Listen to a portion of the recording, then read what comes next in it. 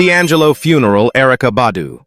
Tribute is stunning. What if I told you the most powerful voice in neo-soul didn't just die? He left us a warning before he took his final breath. D'Angelo, the man who revived an entire genre, quietly battled one of the deadliest cancers while the world kept begging for his return. When he passed at 51, Beyoncé stopped rehearsals. Maxwell broke down, and fans across continents held candlelight vigils like a national tragedy. But behind the tributes lies a deeper truth, one the industry doesn't want you to know. Before we reveal the hidden message he left behind, hit like, subscribe, and turn on all notifications. Legends of Black Excellence is about to take you deeper than ever.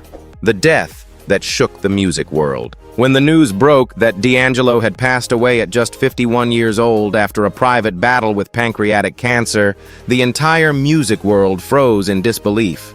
This wasn't just another celebrity headline, this was the silencing of one of the most spiritual voices in modern music. Fans initially questioned the reports, hoping it was a rumor because D'Angelo had always lived mysteriously, disappearing and returning without warning. But when his family confirmed the news, grief erupted across social media within minutes. Hashtags like #RestInPower, D'Angelo and #SoulLivesOn began trending globally as millions shared personal stories of how his songs helped them survive heartbreak, depression, or identity struggles. In an era dominated by digital noise, his death reminded the world what true artistry felt like: raw, vulnerable, timeless. Pancreatic cancer is known as one of the deadliest diseases, with a survival rate under 12%. And many fans were shocked that D'Angelo fought this battle in silence. He never announced his diagnosis, never sought public sympathy, and never allowed the media to exploit his pain. That quiet dignity made his passing even more heartbreaking. News outlets from the New York Times to BBC to Rolling Stone published tributes within hours, calling him the man who resurrected soul. Radio stations across the United States paused regular programming to play his greatest records: Brown Sugar, Untitled, Really Love, and The Charade. Some cities even held spontaneous street gatherings where people blasted his music through speakers and sang together under candlelight. For many, this was bigger than losing an entertainer. It felt like losing a spiritual guide wrapped in melody. Fellow artists were crushed. Questlove, who had worked with him for nearly 30 years, posted a black-and-white photo with the caption, "He never chased fame. He chased truth." Maxwell wrote, "D'Angelo didn't sing notes. He bled emotions." Alicia Keys called him a voice from the heavens, while John Mayer said, "He didn't follow trends. He shaped them." Even artists from outside R&B like Bruno Mars and Justin Timberlake credited him as the blueprint for modern male vocalists. Beyoncé's team reportedly paused rehearsals and played Untitled How Does It Feel in silence, while the dancers stood with heads bowed. Lauryn Hill, known for rarely speaking publicly, said, "He spoke with his spirit, not his ego." The respect was universal. Legends across genres, jazz, gospel, hip-hop, soul, mourned together, proving how wide his influence reached. But perhaps the most emotional reaction came from the fans. From Brooklyn to Brixton, from Lagos to Tokyo, people held all-night vigils, blasting his music in parks, churches, and clubs. Videos surfaced of entire crowds singing Lady through tears. Many fans said they fell in love, healed from trauma, or rediscovered faith through his songs. Some wrote that his music felt like therapy, while others said, "He saved me without even knowing my name." That kind of connection is rare, and it cannot be manufactured. D'Angelo wasn't just an artist, he was an energy, a heartbeat, a reminder of what music is supposed to be. And in that moment of collective mourning, one truth became undeniable. Icons can be copied, but legends like D'Angelo can never be replaced. His body is gone, but his soul will echo forever through every chord, every lyric, and every person he ever touched. From church choir to the soul of a generation. Before the world dubbed him the king of neo-soul, D'Angelo was just a quiet boy named Michael Eugene Archer, growing up in Richmond, Virginia. The city wasn't as flashy as New York or Los Angeles, but it had something special: the church. D'Angelo's father was a strict Pentecostal minister who believed that music wasn't just for entertainment, but a sacred tool for connecting with God. From the age of 3, D'Angelo stood at the altar singing in the church choir. People in the congregation said that even as a child, every time he sang, the air seemed to freeze. Not because of technique, but because of emotion. They said he doesn't sing, he prays with melody. Those experiences became a solid spiritual foundation, creating a deep, introspective D'Angelo different from any other artist of his time. While many stars learned to sing on stage or in a studio, D'Angelo learned music through the Bible, through the simple piano, and the hymns that echoed in the small wooden church. His father did not teach his son to be famous, but to be real. It was this authenticity that followed him throughout his life. Every time he sang, D'Angelo did not try to impress, he poured out his soul, and that made listeners feel a rare sincerity. As a teenager, D'Angelo began composing his own music, but he still kept his spiritual roots. He once said, "I don't write music to sell. I write music to talk to God." That statement explains why, although his music is earthly, it still has a sacred depth that audiences feel from the first note. Though raised in a religious environment, D'Angelo listened to more than just gospel music. He secretly sought out Marvin Gaye, Prince, and Al Green, men who turned emotion into art. Marvin Gaye taught him how to combine spirituality with everyday pain. Prince gave him creative freedom, the ability to boldly combine funk, rock, and soul. Al Green brought softness, warmth, and gospel to every verse. D'Angelo didn't copy them, he absorbed their spirit and blended it into something of his own. Many critics later said, if Marvin was the heart, Prince was the flame, then D'Angelo was the soul that connected them.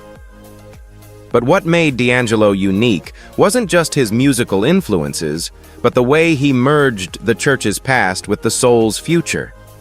He took the rawness of gospel, the sensuality of funk, the sincerity of R&B, and the rebellion of Prince to create a sound that didn't exist before neo-soul. More than a genre, it was a new movement emphasizing real emotion, real instruments, real experience. When he entered the studio, he didn't just record music, he released soul. And the world sensed it immediately. This wasn't a label-made star. This was a church-born musical prophet on a mission to change a generation. From Richmond hymn boy to global neo-soul icon, D'Angelo's journey was only just beginning. Brown Sugar and the birth of neo-soul. In 1995, when R&B was dominated by electronic sounds and industrial production, an unknown artist came along and shook the music industry with a single album, Brown Sugar. D'Angelo wasn't trying to start a trend, but from the first note, listeners knew they were witnessing something completely different. No auto-tune, no flashy effects, just warm Rhodes guitar, thick bass, and raw vocals that whispered into the soul. Brown Sugar sold over 2 million copies in the US and quickly climbed to the top 5 of the Billboard R&B chart, which was remarkable for a new artist who didn't follow the market formula. Critics called the album a quiet revolution.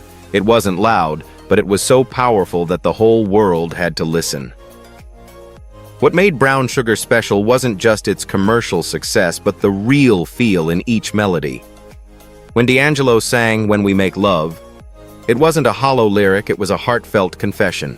The album blended classic funk, soft jazz, soulful gospel, and modern R&B, creating a style that hadn't been seen before. While many artists were chasing stardom, D'Angelo appeared with his natural curls, dressed in a simple t-shirt, playing the piano like he was praying. He wasn't performing music, he was living it. And the listener realized this wasn't a marketing department product, but a human soul ringing through each chord. The success of Brown Sugar paved the way for other artists with similar ideas. Around the same time, a singer with a mesmerizing voice named Erykah Badu appeared with her album Baduism 1997, bringing jazz and deep philosophy to R&B. The media began to call her the Queen of Neo-Soul. Maxwell, with her album Urban Hang Suite 1996, brought a romantic, sophisticated, and luxurious sound. D'Angelo, Badu, and Maxwell did not sit down to start a movement, but their music converged on the same idea, a return to real emotion and real music. 3 people, 3 styles, but 1 soul.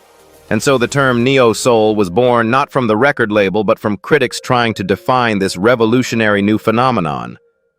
But in the hearts of fans, D'Angelo remains the spearhead of the movement. Brown Sugar didn't just make a hit. It redefined the way people understood emotion in black music. It reconnected R&B to its 70s soul roots while still being modern. It gave artists freedom to write real music to tell real stories. In doing so, neo-soul became a bridge between the past and the future, between Marvin Gaye and a new generation. And at the center of that bridge was D'Angelo, the man who ushered in a new era not with a grand declaration, but with an album that made the world listen to his heart. Voodoo masterpiece or curse? After the massive success of Brown Sugar, many thought D'Angelo would continue to play it safe. Instead of repeating himself, he disappeared for nearly 5 years and quietly created one of the most daring albums in R&B history, Voodoo 2000. This wasn't just music, it was an experiment in rhythm, soul, and creative freedom. D'Angelo and the Soulquarians, fronted by Questlove, spent months in Electric Lady Studios, freeing their sound from commercial convention.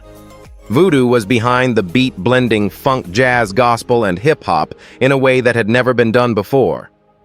When the album was released, it immediately won 2 Grammys, including Best R&B Album, affirming that D'Angelo was more than just a talent, he was a revolutionary.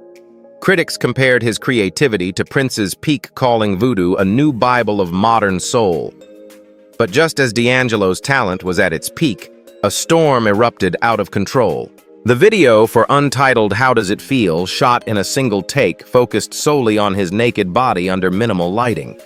The original intention was to express vulnerability and sincerity, an emotional confession.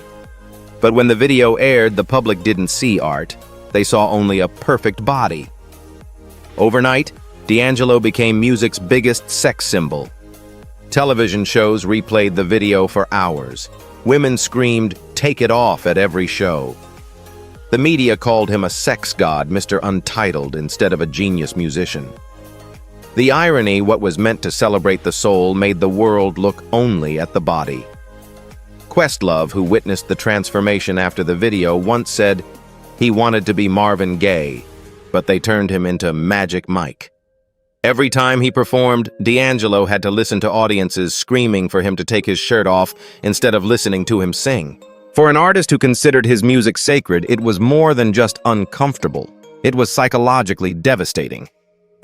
Voodoo was a bigger commercial success than Brown Sugar, but D'Angelo became isolated and torn. He began avoiding interviews, refusing to be photographed, and retreating backstage. The pressure to maintain his sex symbol image made him feel like his identity was being usurped. Relatives say D'Angelo felt trapped in his own body. So was Voodoo a miracle or a curse? The answer, both.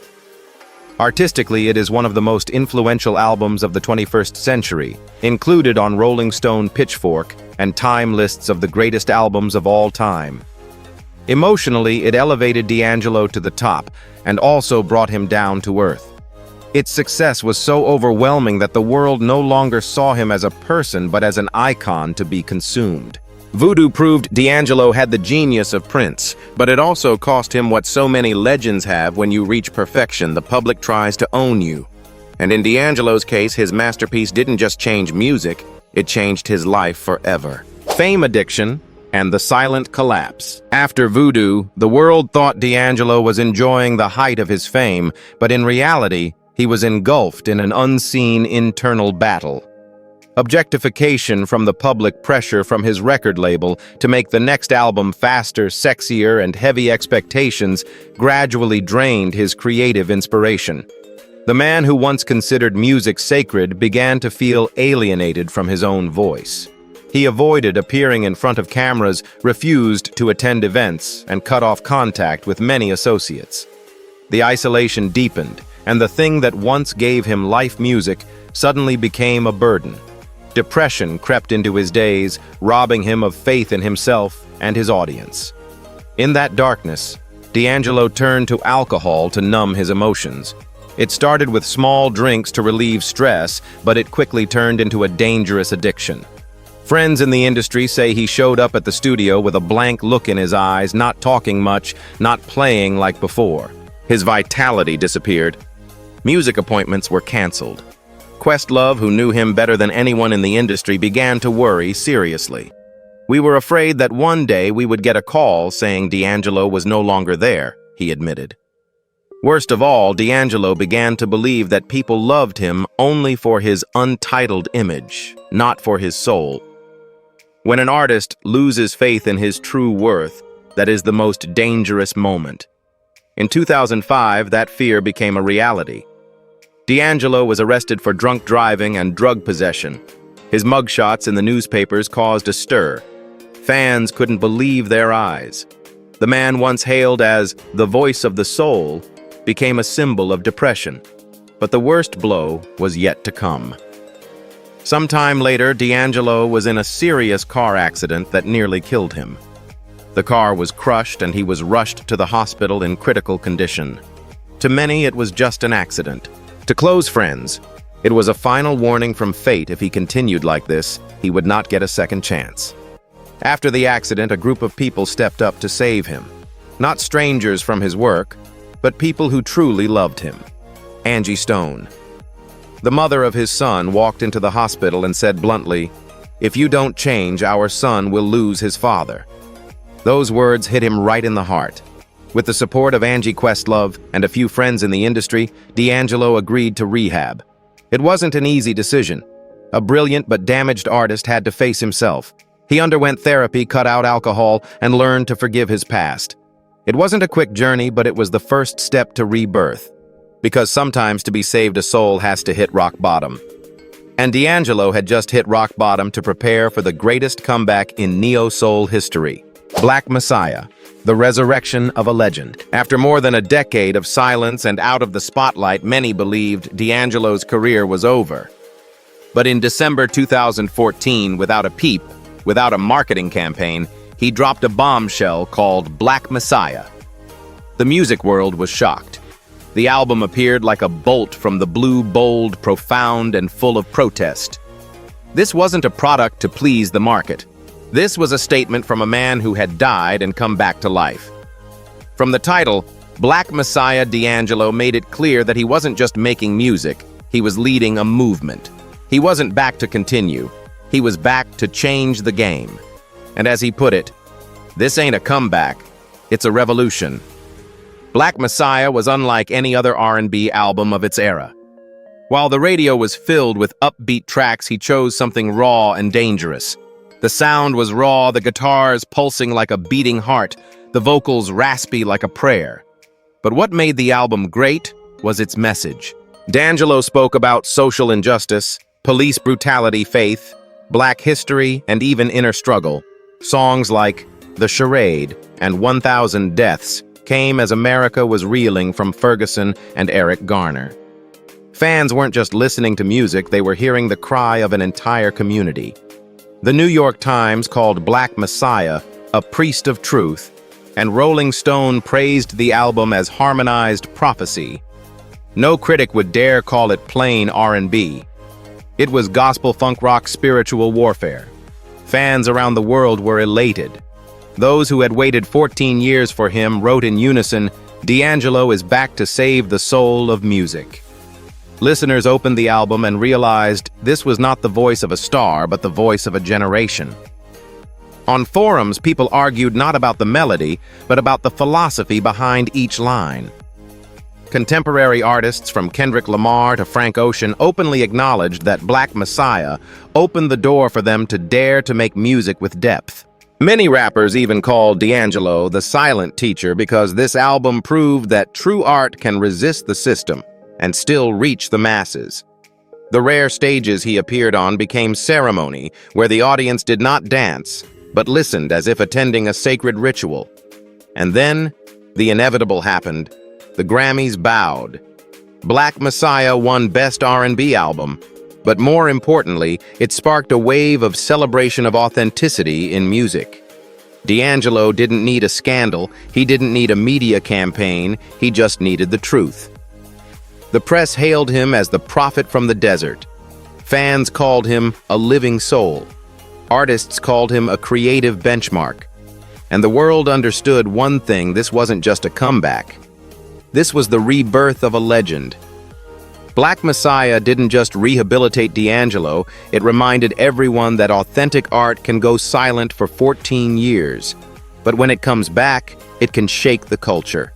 The final battle and his hidden message. After Black Messiah reasserted his legendary status, fans waited for D'Angelo to continue his creative journey.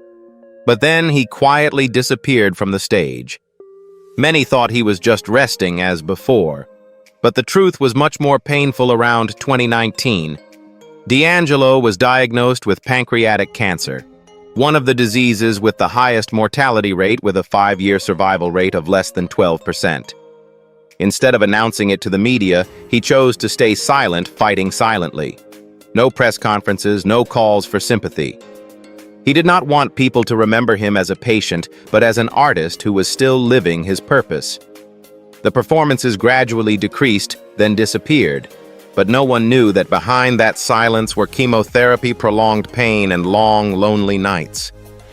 What set D'Angelo apart was how he faced his illness not with despair, but with faith. He returned to Richmond, to the church of his childhood, where his father had preached and where he had first sung in the choir. His former pastor said D'Angelo would often sit in the back pews, eyes closed, wanting no attention, just a sense of peace. He no longer sought fame. He sought a connection to his roots. Those close to him said he spent much of his time journaling, praying, and playing the piano alone for hours. Music again became a refuge, but this time not for fame, but to prepare for something bigger leaving. "I'm not afraid of dying," he once told a confidant. "I'm afraid of leaving without saying what I have to say." During his treatment, D'Angelo began recording simple demos, just his voice and piano. No complicated arrangements, no commercial production, just the bare truth. One of those recordings was called Heaven's Door. When his loved ones first heard it, they burst into tears. His voice was softer than before, but the emotion was deeper than ever. One line was a moving reminder: "If I go before the morning, tell them love was my song." These demos were not meant to be released, but rather farewell letters to the world. Questlove, in a 2023 podcast, alluded to D'Angelo's health when he said, "He's focused on healing, physically and mentally." Though he didn't say it outright, those who knew him knew time was running out. D'Angelo didn't say much in his final months, but his few words became a spiritual legacy. The night before he died, he wrote in his diary, "I gave them my soul, but I kept one song for God." That sentence explained his entire life. An artist who shared his pain, love, and faith with the world, but kept a sacred part for himself. His loved ones say he died peacefully, his mother and son holding his hand in a small room where sacred music played softly. He didn't leave behind a loud goodbye. Instead, he left behind unreleased melodies, philosophical journal entries, and a final message. When music comes from the soul, it never dies. D'Angelo has left the world, but his voice remains like an endless prayer between humans. Eternal legacy and global tributes. As news of D'Angelo's death spread across platforms, the music world felt more than just sadness. It held its breath. Not everyone is loved so deeply. From the Americas to Europe, from Africa to Asia, fans gathered in parks, plazas, cafes, churches, and even the streets to play his music and light candles in his memory. In Brooklyn, thousands tearfully sang Brown Sugar. In London, a soul group held a special live night dedicated to his songs. In Lagos, DJs stopped the dance music and played Really Love in respectful silence. In Tokyo, fans put on headphones to listen to untitled How Does It Feel and bowed their heads in a crowded train station. Rarely has an artist brought such collective grief to a global audience, It was proof that D'Angelo touched more than ears, he touched souls. You can measure an artist's influence by how other legends speak about them, and in this case, every word is gut-wrenchingly sincere. Maxwell, his fellow neo-soul member, wrote, "D'Angelo didn't just sing about love. He made us feel it." Maxwell's post was shared millions of times, becoming one of the most viral tributes of the year. Questlove, D'Angelo's closest career brother, didn't write long. He posted an old black-and-white photo of the two of them in the studio, no caption. The silence alone made fans cry because they knew no one knew D'Angelo better than Questlove. Young artists like H.E.R. Anderson, Pac Miguel, Janelle Monáe, all admitted. Without D'Angelo, we wouldn't dare make music as honest as we do today. The most shocking moment came from Beyoncé. During a tour rehearsal, she suddenly asked the entire dancers and band to stop. The lights went down. Untitled, "How Does It Feel?" played. The whole stage stood still, heads bowed in tribute. A global superstar who always demanded everything to be perfect every second devoted a moment of silence to a musical soul she respected. Many news sites, such as Billboard and Variety, called it the most beautiful tribute Beyoncé has ever made to any artist other than Prince. That said it all, D'Angelo didn't need to make a loud appearance, but his echoes echoed to the biggest stages in the world. D'Angelo's legacy lives on more than just the artists or the charts. It lives on the people.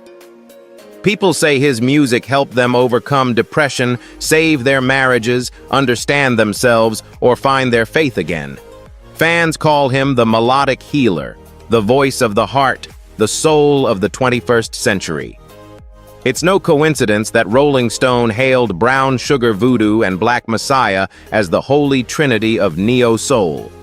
It's no coincidence that vigils lasted until dawn with no one wanting to turn off the music. And it's no coincidence that someone wrote D'Angelo has left the stage, but his voice remains in our chests. True legacy doesn't need promotion. It breathes, resonates lives. And for D'Angelo, it will live forever. D'Angelo's story doesn't end with his death because true soul cannot die. His voice still echoes in every artist who dares to be honest, every fan who found healing in his music, and every stage that falls silent in his honor. From church pews to global tributes, he proved that vulnerability is power and authenticity is eternal. Even Beyoncé, Questlove, and Maxwell paused the world to honor him. If legends like him shaped an entire generation without chasing fame, what does that say about today's industry? Was D'Angelo the last true soul prophet, or is the next one already among us?